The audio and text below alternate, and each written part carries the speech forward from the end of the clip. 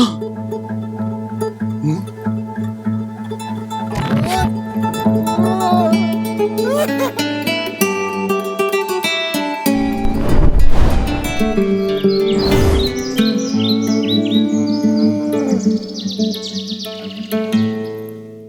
guys, I'm going to be a little sharp and direct to the point this week, and this Jesus Trip session could go a little long, so if you don't make it to the end, I do need to let you know right from the top here that next month kicks off our Gospel Funhouse Tour. We're coming to 4 cities: Atlanta, Georgia, New York City, Omaha, Nebraska, and Cleveland, Ohio. So help us get the word out, grassroots, be part of our propaganda machine on social media, because this thing's coming up quick. It's going to be a lot of fun, and we want to let you know about that. But we have all known ministers who dropped out of the pulpit, spiraled off into some tangent, perhaps not even identifying themselves with the Christian faith any longer. And usually our heart is just sadness for these guys. Now, not to the point that we lose our joy altogether. I mean, look, they're resisting Jesus, but he still includes them. They have freedom to reject him all they want. But look, I'm not even talking about guys who were disgraced because of a moral failure. I mean, perhaps they had an affair, fell into drugs, embezzled the church bingo fund. I mean, that kind of base carnality is usually just a symptomatic result of a much deeper problem that we want to talk about today. I mean, most preachers, they have some modicum of self-control to start with. So those kind of, indulgences, adultery, greed, what have you, those are usually just byproducts of this deeper identity issue that so often goes along with ministry. And honestly, guys, I could probably count off 10 people right now, close friends even, and probably a dozen more acquaintances who literally dropped out of ministry because they had some expectations that were not met. Maybe they thought they were going to be the next Pope or the next Benny Hinn or Michael W. Smith or Billy Graham, but more often than not, they just had this crazy idea that in ministry people were going to be nice to them and that they could live in peace. But in every case, they were hurt in some way by ministry. And let's face it, a huge percentage of ministers don't make it to the finish line. They don't finish strong. And quite often, their transition out of ministry is a train wreck. And sure, they may try to put a happy face on it, like it was all planned out, but usually it's a knee-jerk exodus rooted in pain. And sometimes they ditch Christianity altogether with some hollow tripe about how their journey has taken them elsewhere. And others just whiz their life away with this looming sense of disgrace on them that they can't shake. But the truth is, their damn stubborn pride won't let them dust off their trousers, admit they were wrong in some areas, and get back on the horse. Now, this isn't just about ministers. This is for everybody this week. I mean, at some point, we have all been hurt or let down by other Christians. And there is a huge falling away today from any type of organized community or just a disinterest in spiritual development, church, because of expectations that weren't met, or again, old wounds that we endured from the pews, from our closest friends. Some Christian hurt your feelings. Some pastor taught you something that was incorrect. Well, look, if I were to say it plainly, I would say get over it and grow the hell up. Otherwise, you're going to spend circles in a desert of your own making, in a slog of self-pity and insecurity and loneliness, missing the community you've drawn away from, until you realize that you have a role to play as to whether you are going to harbor bitterness and despair and pouting. But maybe I'm getting a little ahead of myself today and not sounding too pastoral, so let me begin with the word of the Lord. 2 Corinthians chapter 12, verses 7 through 10, Paul says, because of these surpassingly great revelations, therefore, in order to keep me from becoming conceited, I was given a thorn in my flesh, a messenger of Satan to torment me.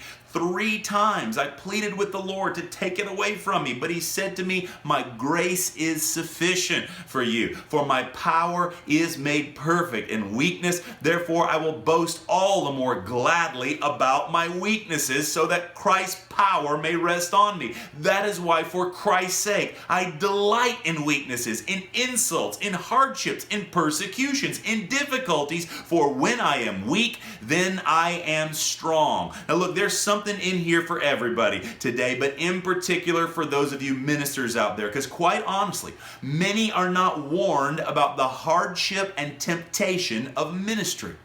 I mean, whether you went to theology school or whether you were just some charismatic upstart who got yourself a website and a microphone before you ever bought a Bible, okay, however you were called to ministry, if you're called to ministry, look at Paul here. Paul was called and trained for ministry. And how was he trained? Here, Paul has encountered the risen Christ in the flesh.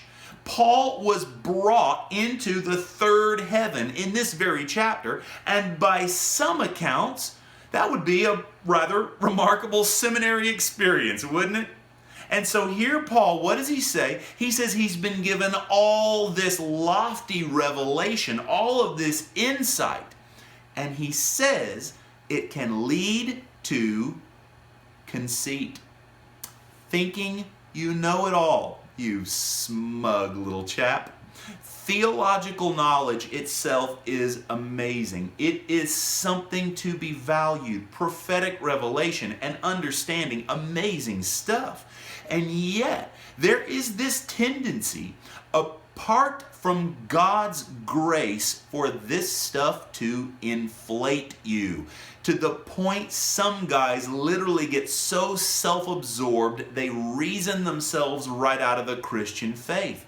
1 Corinthians 8, 1 and 2, but knowledge puffs up while love builds up. Those who think they know something do not yet know as they ought to know.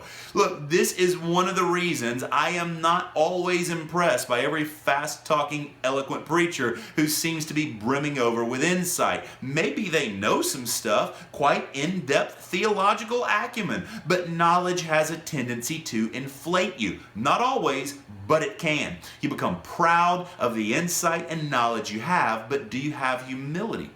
Can you stand in awe of God's Spirit and His words and still be gripped, still be overmastered? Look, knowledge puffs up.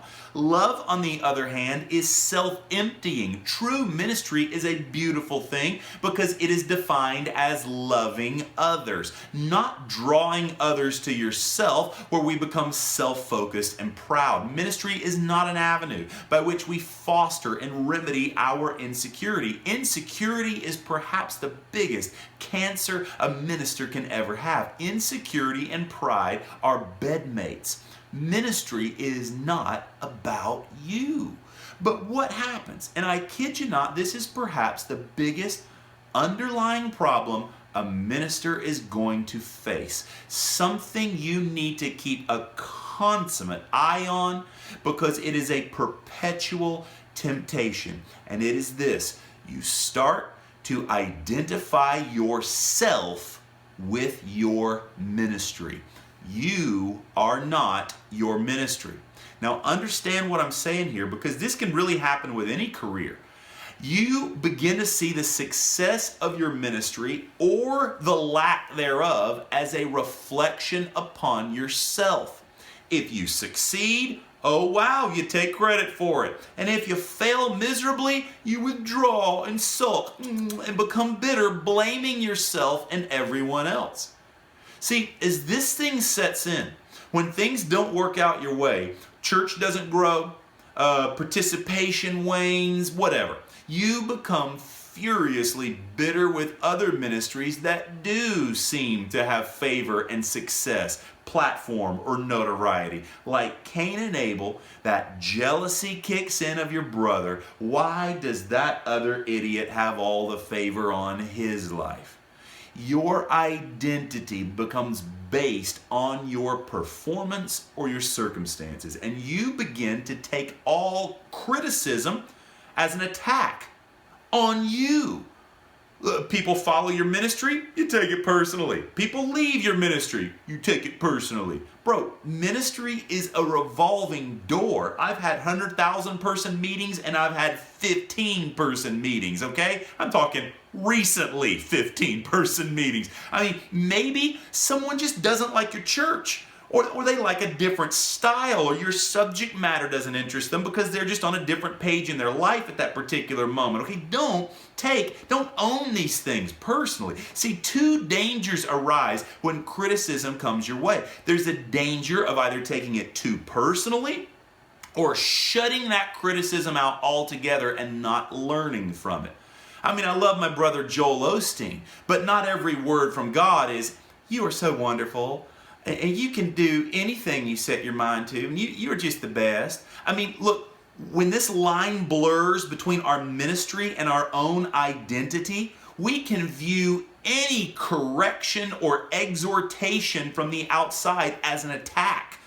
Look, we don't just mature in a warm circle jerk of constant encouragement. Look, yeah, we need tons of encouragement, but there is a place for exhortation and realizing that we're not always right. There's a place for an abrasive word. Look, abrasiveness and abusiveness are not the same. So don't get so soft that you can't embrace an abrasive or corrective word. Embrace correction, not just only affirmation. We need both. With all the hurt Christians we have out there today, you have to pussyfoot around saying so much. I mean, humility and teachability enable us to receive correction. And not all correction is spiritual abuse. I'm not saying that you got to take all criticism on board, but let's be teachable, okay? But see, the conceit of ministry, when it comes to your understanding, you don't have it all figured out. As a matter of fact, I guarantee you are dead wrong on some pretty big issues in your life right now.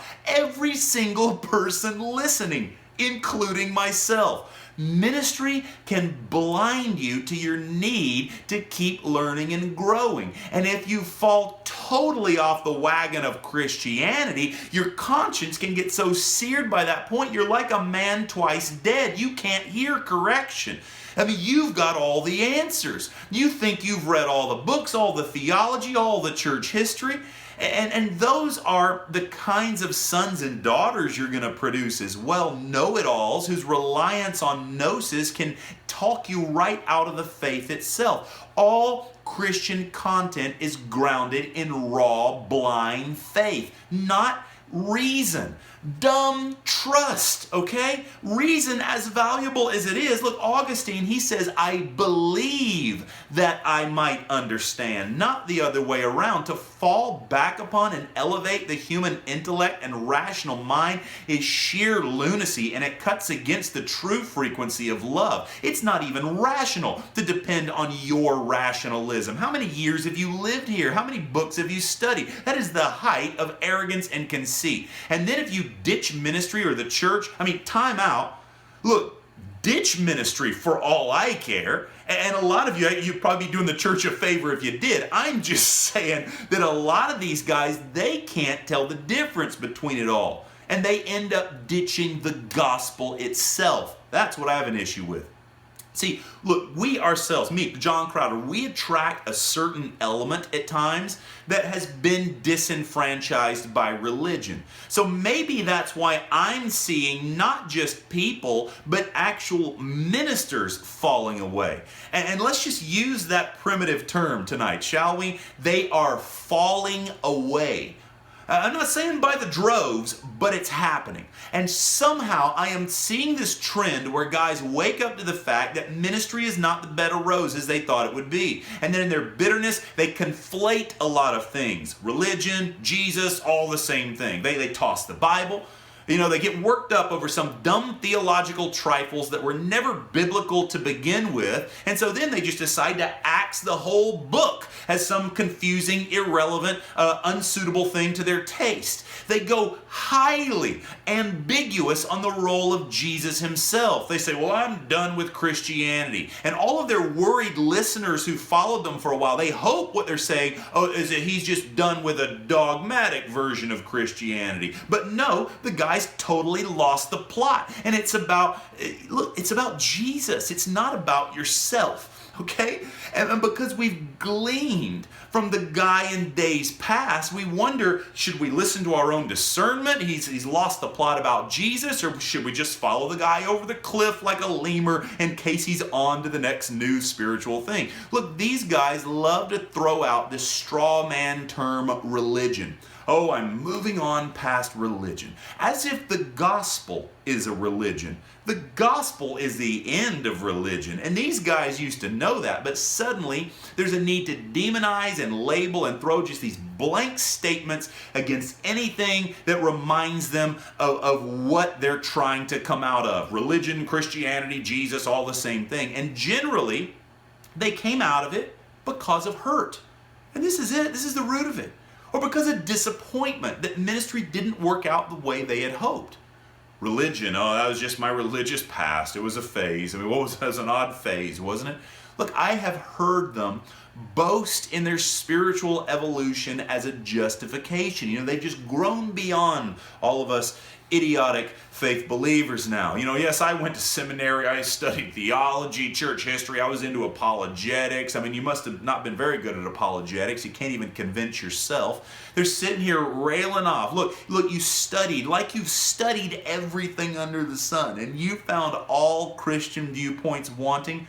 But even still, you don't realize you're still playing this self-aggrandizing game of having it all figured out, unlike everyone else. It's that conceit. You even start reinterpreting the encounters you've had with the Lord, putting a 2020 hindsight spin on them.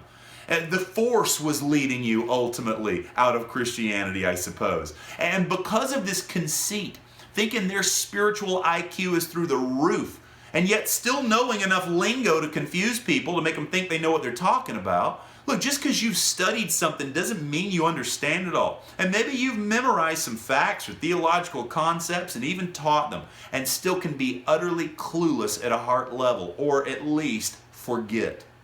Look, I see guys who have bailed on ministry and they instantly pivot. And they say, well, I used to teach all that stuff, but now I've evolved beyond it. My journey has taken me to some hodgepodge spirituality. Do you realize how psychologically unstable it is to suddenly flip your entire worldview like that? Look, it's coming out of a wound. Often accompanied by cutting off all their friends, their Christian friends particularly, who used to speak into their lives. I've seen it so many times, guys. It's like they are intimidated because their friends will call them out on their newfound delusion, and so they avoid them, they pull away. And they'll pawn it off as some new enlightenment. You can call it your journey, but look, you didn't come to this new insight of ditching Christianity by some divine lightning bolt like Paul knocked off his ass on the road to Damascus. No, you just started leaning on your own understanding, thumb-sucking over your hurts until you lost the plot. And they'll act like they were experts at all things theology before they wised up and left the gospel behind. Really, experts? Some of them are barely old enough to buy a drink in a bar. Look, I also hear them throw around the term dogmatic. Now, if you mean rigid or inflexible or religiously legalistic, yeah, dogmatic is a pretty dirty word. But I want to recover the word dogmatic, like from the Webster's Dictionary. Dogmatics in the church is how we view and approach dogma. And dogma is the content of what we believe. And if you don't think it's important to believe truth over fiction, well, look, if you got a dogma anyway, however you want to slice it, okay? Even if your dogma is relativism, okay? You dogmatically believe that you don't know what you believe. Look, not every road leads to Rome, and not everything you hear is true. But you got people jumping into this syncretism. Well, you know, you could believe anything. Well, I believe I'm invincible. That'll be my identification. I'm invincible, so I'll go jump off a building. Well, please do if you plan on bringing a bunch of others with you, okay?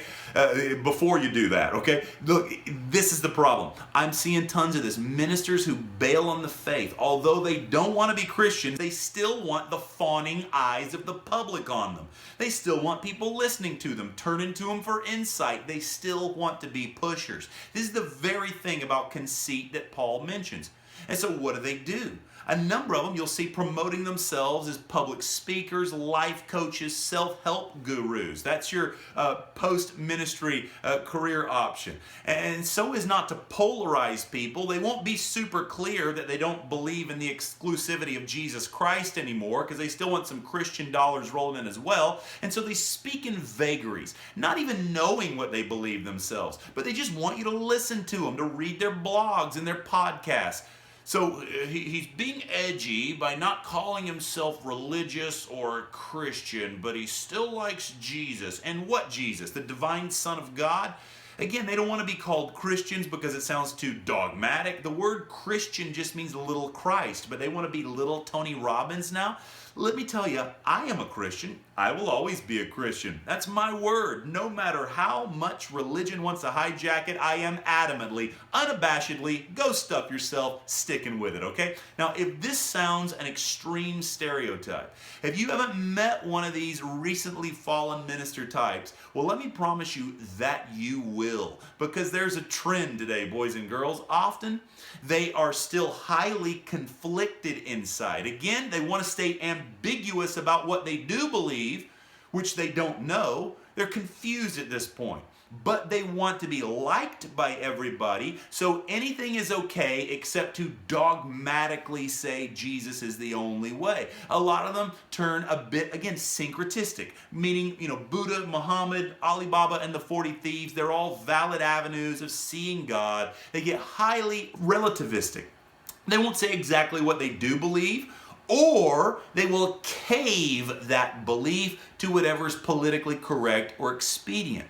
They'll say you're a fundamentalist or a modernist or holding to concrete truth. But let me tell you, their postmodernism is just modernism rehashed on steroids, because they're still relying on human logic instead of raw mystical faith. They'll use words like spirituality, but it doesn't really mean anything. Their fantasy would be to get on the Oprah Winfrey network. They try their best to be new agey sounding without taking a clear stance towards Jesus, but yet not quite fully offending the church. Not new agey in the sense of dream catchers, crystals, hippies, and Hare Krishna. No, I mean a little more hipster version of new age. I mean, let's face it, a lot of guys just want to be a bad hack job of Rob Bell today. That's my point, okay? They've forsaken the gospel for positive thinking. Really what happens is that cowardice begins to slip in when you have ministry as a false identity. You're either scared to say things that people don't want to hear, things that'll rock the boat or lose you financial supporters. You see that with preachers all the time, as well as the politically correct police.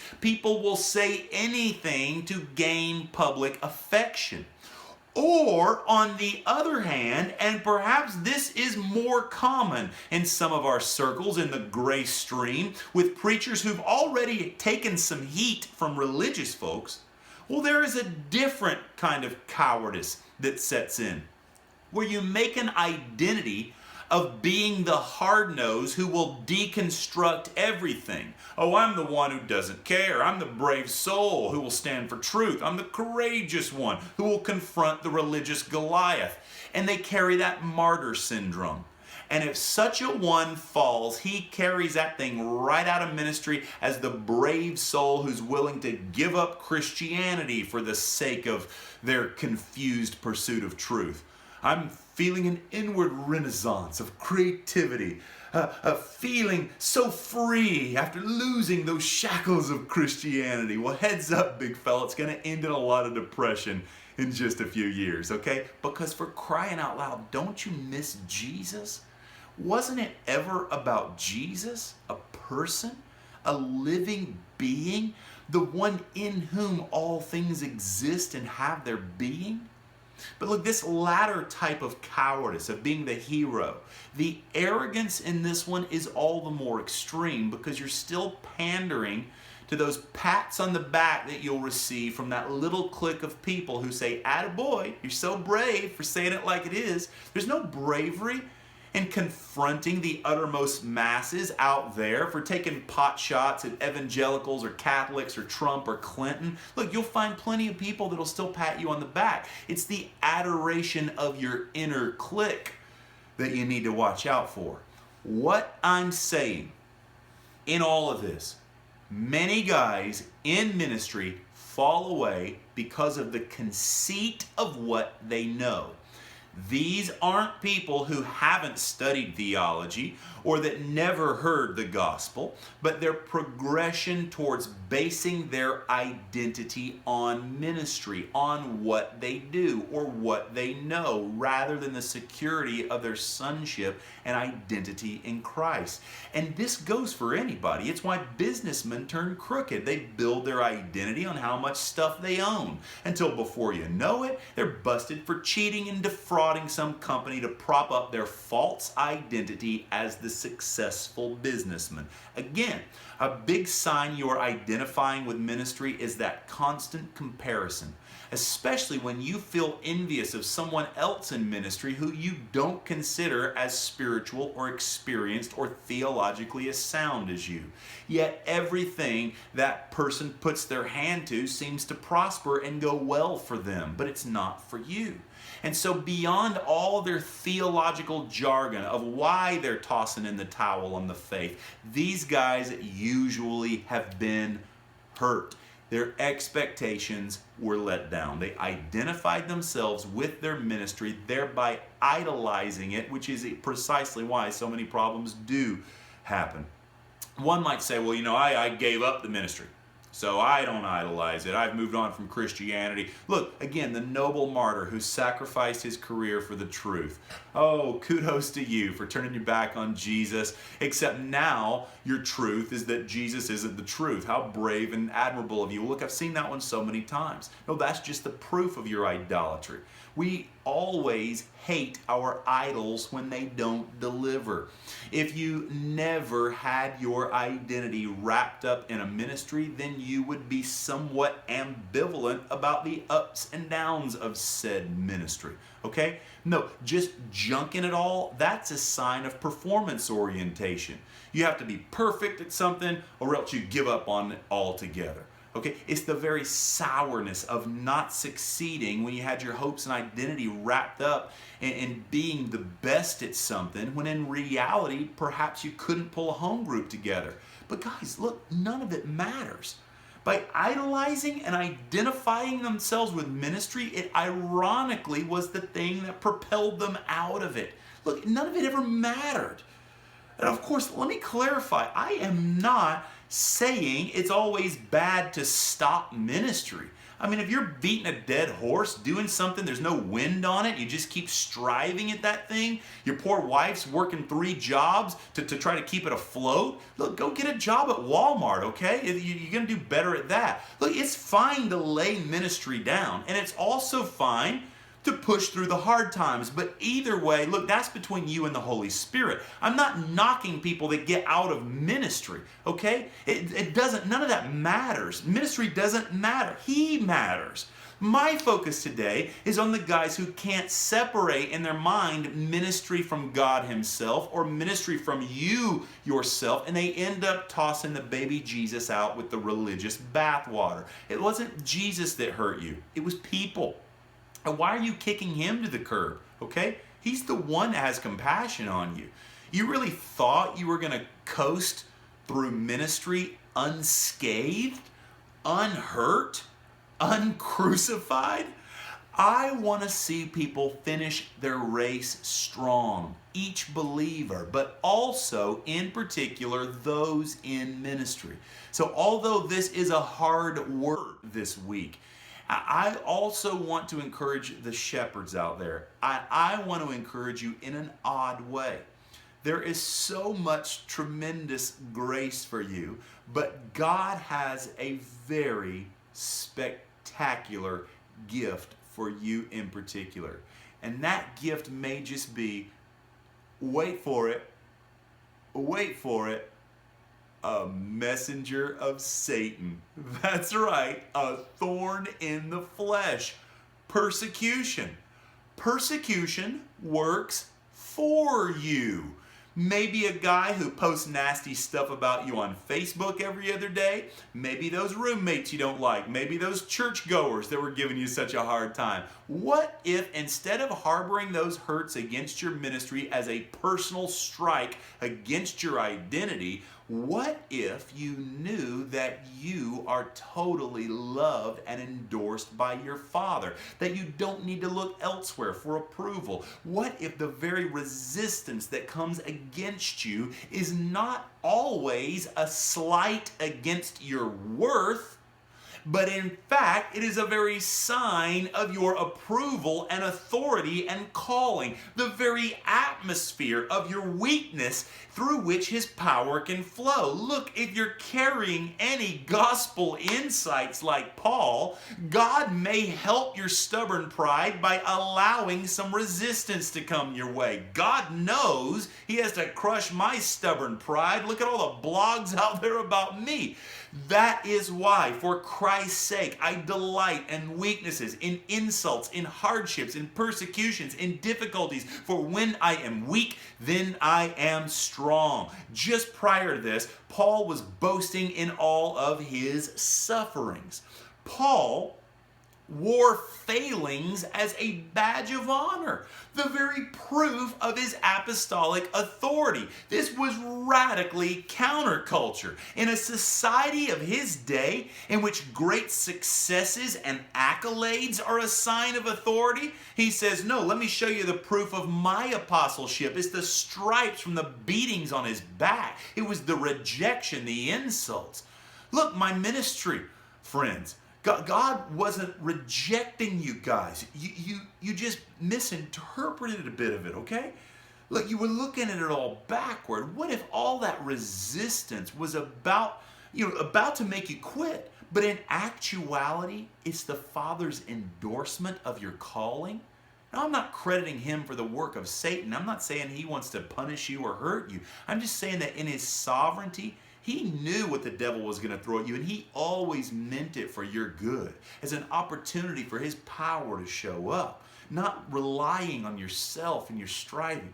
Guys, let me tell you something. Personally, I've been kicked off the Elijah list, slandered ceaselessly by Charisma Magazine, had whole books written against me, innumerable blogs attacking me. I've had death threats. I've been locked up 3 times. I've paid off angry mobs coming to kill us in India. I was robbed 10 grand once by another preacher. I've been slandered by men who shared the same platform with me, who tried to call themselves my spiritual fathers. I've been blacklisted, shunned, protested, found myself in war zones, jungles, caught diarrhea and more third world hellholes than you can imagine preaching this message, and lost more friends than I can count for the sake of this gospel. If anybody has a reason to throw in the towel, I figure I probably do, but the opposite is true. How could I possibly turn my back now on this gospel that has cost me everything and means everything to me? And moreover, all this persecution works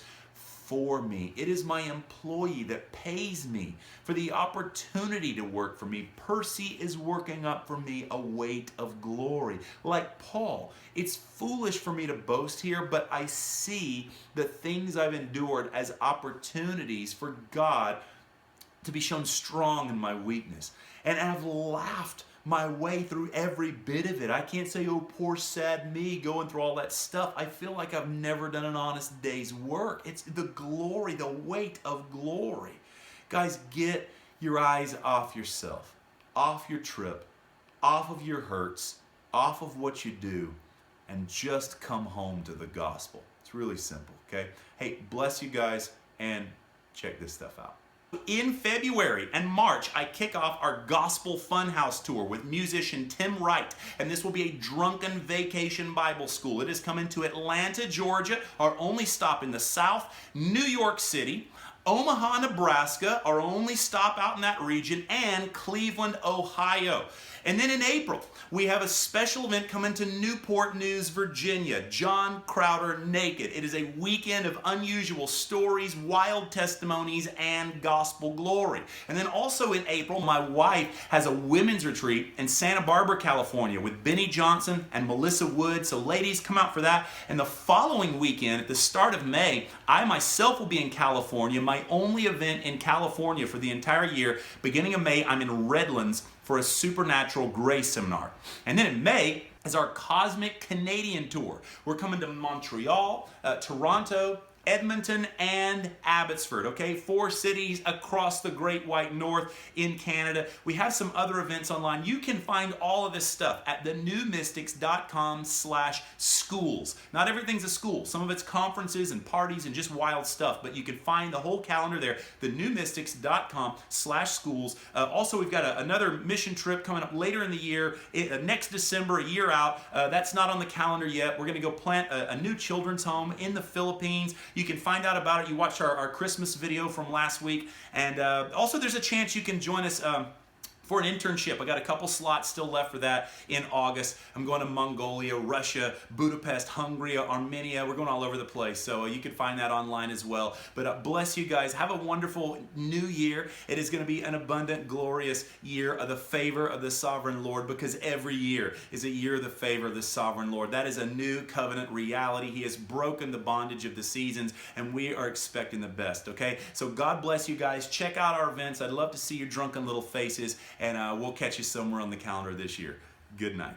Sons of Thunder runs on partnerships and generous contributions from people like you. If you've been blessed by the ministry and want to participate in sharing the gospel and reaching the poor with us, consider becoming a monthly supporter at thenewmystics.com/partners.